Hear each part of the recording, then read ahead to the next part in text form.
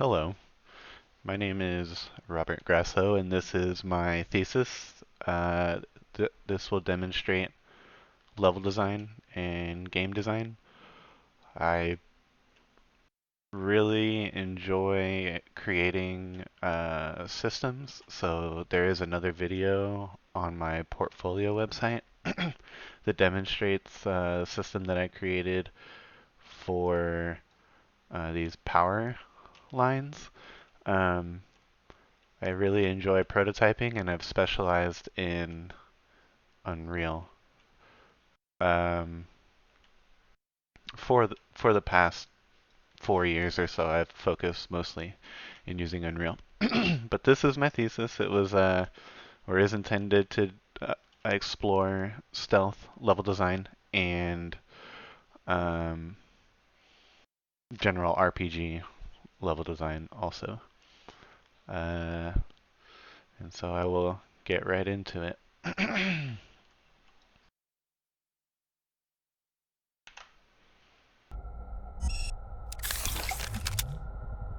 So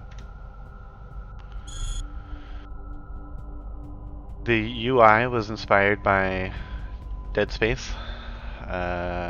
Took some effort to get that to look the way that it does, but yes, it is a component attached to the character and is a 3D text that, well, not 3D text, it's text in 3D space.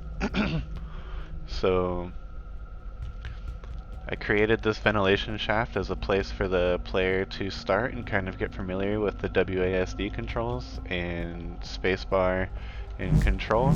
In the future, I'll have text that kind of displays all this information.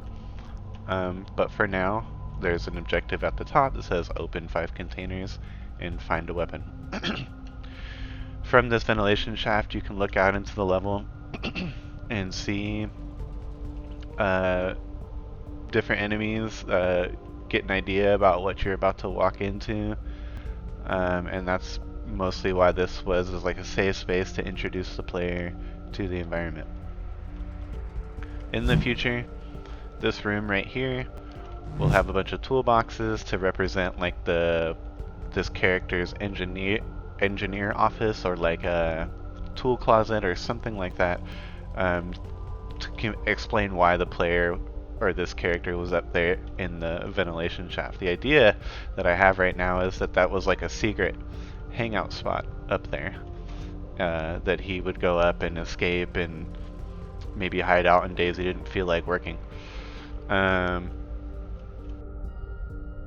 So here's one of the containers. One of the recent achievements this semester was the UI feedback. So every time you search it, you know that you've definitely done that, and then also the visual indicator that the thing was searched turns from glowing to not glowing red. Was inspired by Borderlands 3. When I recently played it, I was like, this is great, because in really far away, you can even see that one way out there outside of the window. Right over there. You can see him from really far away, and that was something that I really wanted to achieve.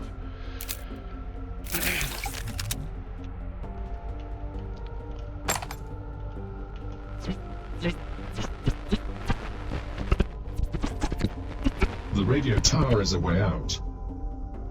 Tried to get power on it across the street, but the Borgs got me. Stay away. So that was a text that I typed out, and I sent it to an audio droid emphasizer website or something like that, and basically it spit out an MP4 of some sort of automated text reader, and I mean an MP3, and then I sent that to an audio person who was able to add effects to it and make it sound more sci-fi and robotic. And so yes, this guy is an engineer, and he's collecting screws and batteries to repair the power across the street, according to that Borg message, like 3D voicemail. That was the idea anyway. Restore power custody. So, by default, this door is locked until you've searched all these containers and picked up a weapon. And so it's the way of gating the player and make sure that they have a weapon and that they know that they can interact with containers. Here's another safe space, directly inspired by that first level in Mario where it's like green and it feels comfortable and it's light mooded and pretty, and here's a container that they could explore, like jumping on or over, get familiar with the controls. This is gated off so the player can't go out here. It's completely controlled, and even if the AI for some reason was to see them, which they would not, I placed them so that they wouldn't, the player was in this safe space. All interactable objects have this transparent thing with the e-interact text, like how to interact with it. This is my attempt at trying to not use glass or invisible walls in the game and make sure that there's like a reason why the player can't go back there and or back this way through follow this road. And right now the impression I'm trying to give is that it's like a construction site. And yes, there are some things that are floating. It's just moving and terrain work that I've been doing, just, you know, some final nudges, but the goal is to communicate that you can't go that way. And then I added these ventilation shafts with the smoke thing. I have to say that these models, I did not make these models. I have to make sure that that's clear. I did not make that model. I did not make that particle, but I did place them in a way that's supposed to tell a story. I think originally this barrel that we're looking at was just like a fan hub or a container where like a fan would be inside rotating, and so I basically took the fan out and put it up there on the mountainside, and basically there are a couple more to just tell a story that like these blue giant rocks, maybe there's something going on underground that's related to them. I know I'm explaining a lot, but these rocks also found an article. Originally I had it in here as a sort of a sci-fi impression aesthetic decision to just explain that like these rocks are associated with the AI's presence in the game. And then I found an article that said that they've discovered a mineral like not even a month ago that is exactly the same color, and it's called Petrovite, Petrovite, and it's supposed to be conductive. So I decided to make it that the AI is here for our electricity, and basically Petrovite is a sort of mineral that they use to collect it and store it. It's like their form of batteries. And so yes, the player, it says batteries, and the sparks is supposed to attract the player, and then it says E install batteries, which means press E to install the batteries. And then immediately the wire lights up and glows. I kind of have to speed up. I'm on my way to get braces in 15 minutes, so that's probably good for you because then you don't have to watch a whole bunch of the video. Put a bunch of containers everywhere to reward the player for wandering and exploring.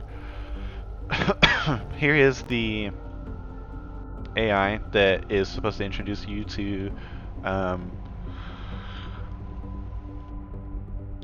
left click melee. So if you hit them from behind,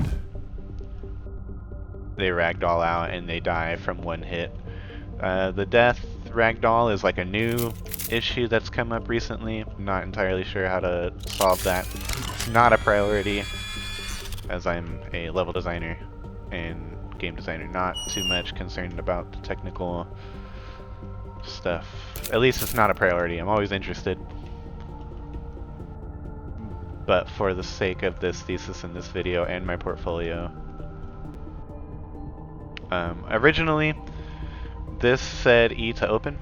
This said requires power, and so if you were to come up to the beautiful big door and you happen to see it from over here and you're like, I want to go this way, it would tell you that you need power, and it would force you to basically go back through and discover the power system and interact with that and kill that player. The power system works in a way that if this has power and this pole was not repaired, which I did not verbalize earlier, but basically I interacted with it, I removed the rock. It took one battery from my UI in the top right. One screw in the UI from the top right. And that will continue to pass the power to the door. And it automatically, since the door doesn't need to be repaired, the other pole, the wire gets passed, power gets passed through. And then basically up here, as you can see, that pole has not been repaired. The power is stopped at that point. And then there's the AI, he's patrolling, he's got 4 patrol points. And the idea, stealth is not super worked out, but the idea in like predictable, yeah, his perception is not the best. I'm not an AI expert, but the idea was that for most stealth games you have to have like predictable AI movement to really like build up to the moment where the player feels super satisfied that they got the kill. So yes, I've placed a bunch of containers in places to let the player explore, and some people really love collecting, so I wanted to satisfy that. And just really to introduce the player to the mechanics. The idea is that this is a tutorial level. Overall, it greatly inspired by State of Decay.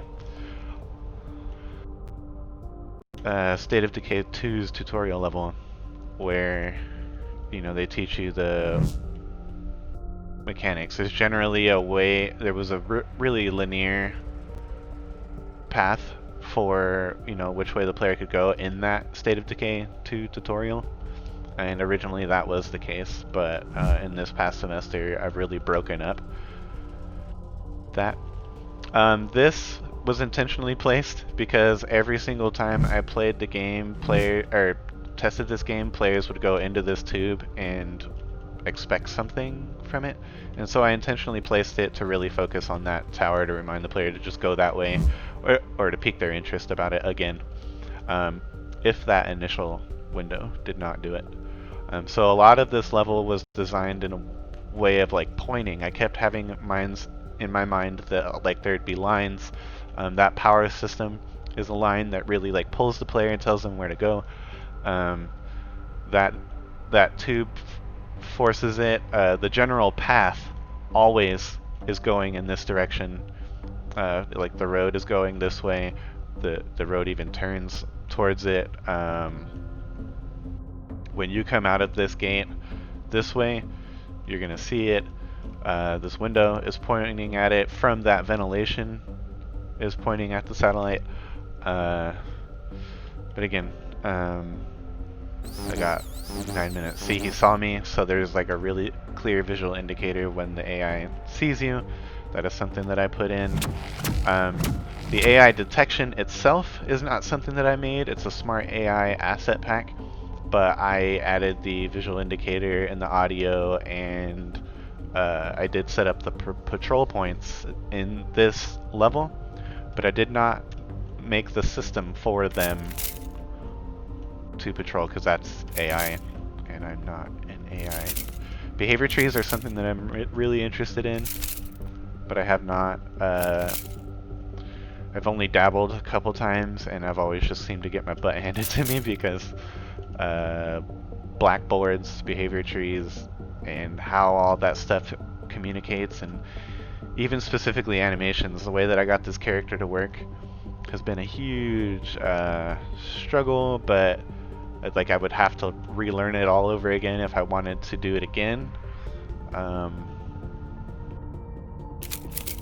I'm rambling. There's a lot of information I'm trying to cram into this possibly 30-minute video. Originally, my goal was to have 2 ways in and 1 way in. Well, I guess 2 ways in and out of a section. And kind of technically this is one, and then there's this other one when you come up and over this like cliff edge. And the same for this, if you wanted to go over there versus coming over here, you could like scout out the whole area, but there was like enough coverage, so that way if AI was to walk by, you could hide behind this. And the same for this right here, this idea that like you could jump up.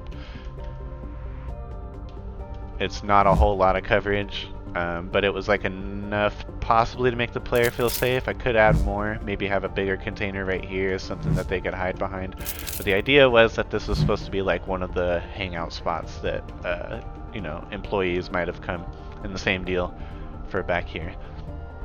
It was like a hidden hangout area, like some sort of place where employees would go to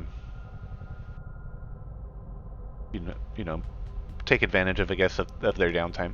So anyway, something really impressive, at least I've gotten a lot of feedback from that they've really enjoyed, was the feedback that they get from repairing a pole. The light comes on, the audio comes on, and the timing of when that wire lights up was something else that they enjoyed. And so yes, I know that this looks a bit chaotic the way that it's zigzagging across, but in the past it was just a straight line down the side of the road and it led straight to this door.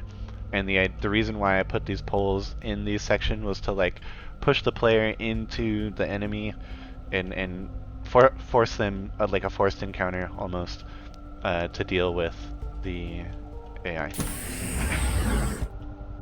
Here's another example of forced encounter.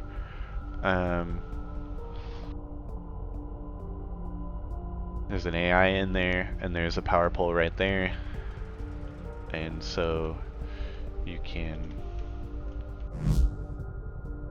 It is line of sight dependent. Like they will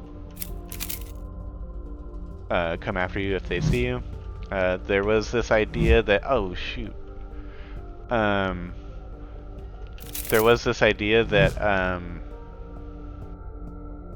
once you came into this area, if you were detected, it'd be like an insta-kill, like a drone with like some sort of laser would just pop out and shoot you. Like that would be like a forced way of doing stealth, but I'm not too sure about that. So if you have any ideas, just go ahead and leave it in the comments of the video.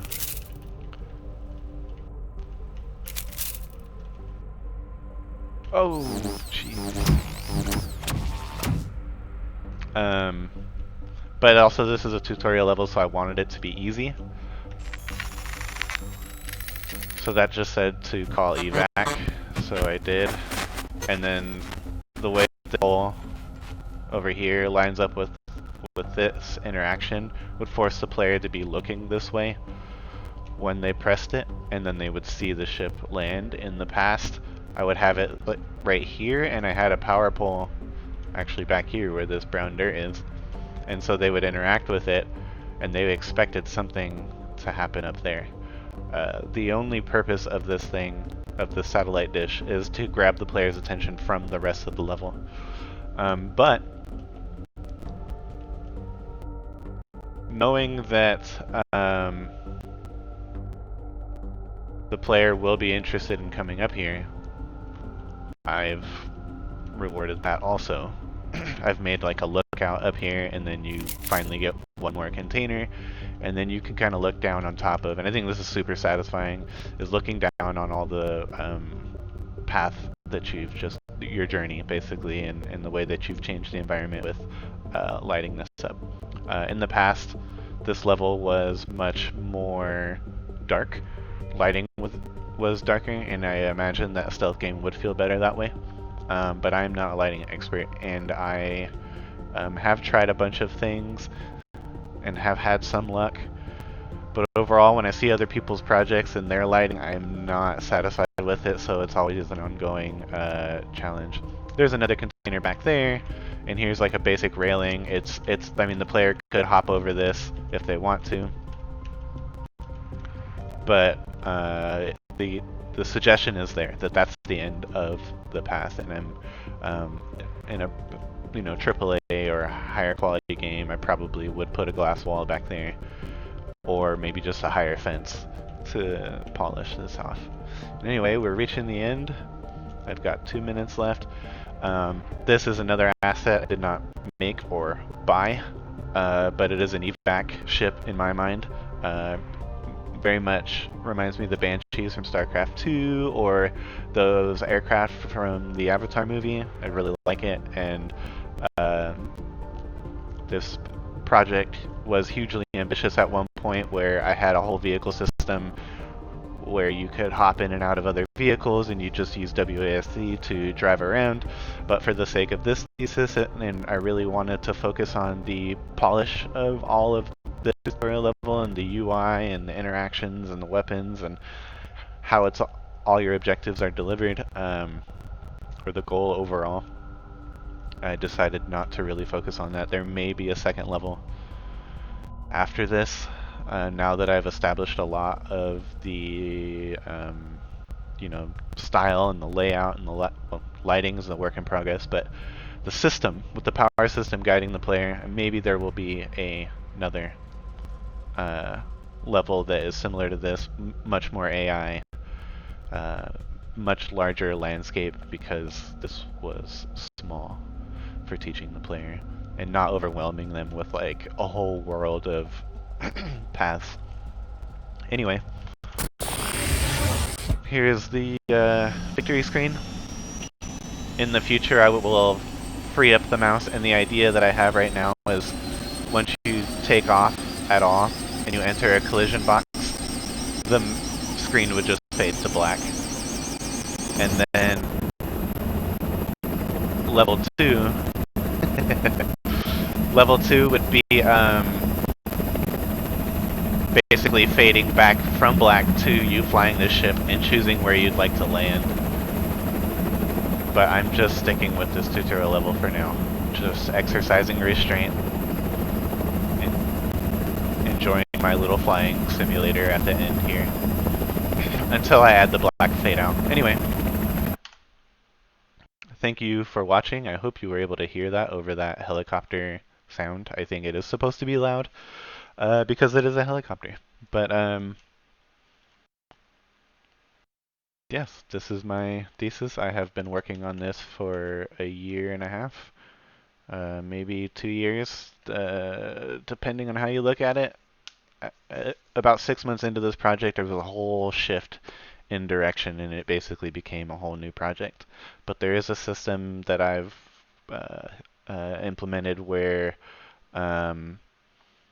there's a crossbow, and basically you just hold right click to pull up the crossbow, and it shows the trajectory, which is I'm using Unreal's trajectory, and I'm drawing the debug trace basically, and so you can see the arc of your crossbow, and it does follow. There are kill shots set up and everything, but I really wanted to emphasize stealth combat, and to do that I needed to go with a knife. I wanted to make the player get in there and all that. Anyway, I hope you enjoyed my level design stealth RPG thesis. It was again inspired by Dead Space's UI, State of Decay 2's tutorial level, and overall just I have I don't know, a crush, an infatuation, I don't know, with sci-fi aesthetics, so I always kind of lean that way when I have a choice. Plus, when you have magical, fictional technology, a whole lot can be done with that to communicate, like the UI. Anyway, thank you for watching, and yeah, thank you.